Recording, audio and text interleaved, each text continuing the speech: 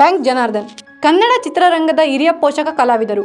1949ರಲ್ಲಿ ಬೆಂಗಳೂರಿನಲ್ಲಿ ಜನಿಸಿದ ಜನಾರ್ದನ್ ಅವರು ತಮ್ಮ ವಿದ್ಯಾಭ್ಯಾಸವನ್ನೆಲ್ಲ ಮುಗಿಸಿದ್ದು ಕೂಡ ಬೆಂಗಳೂರಿನಲ್ಲಿ.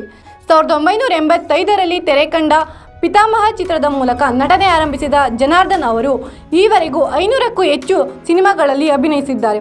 ಸಿನಿಮಾ ಮಾತ್ರವಲ್ಲದೆ ಕಿರುತೆರೆ ಮತ್ತು ರಂಗಭೂಮಿಯಲ್ಲಿಯೂ ತಮ್ಮನ್ನು ತೊಡಗಿಸಿಕೊಂಡಿದ್ದರು. ಹಾಸ್ಯ ನಟರಾಗಿ ತಮ್ಮದೇ ಆದ ಛಾಪು ಮೂಡಿಸಿಕೊಂಡಿದ್ದರು.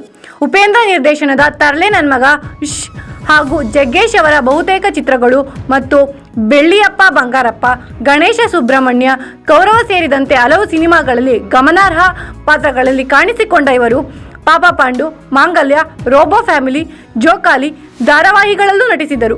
ಕಳೆದ 2 ವರ್ಷಗಳ ಹಿಂದೆ ಹೃದಯಾಘಾತದಿಂದ ಚೇತರಿಕೆ ಕಂಡರೂ ಅನಾರೋಗ್ಯ ಕಾಡುತ್ತಿತ್ತು.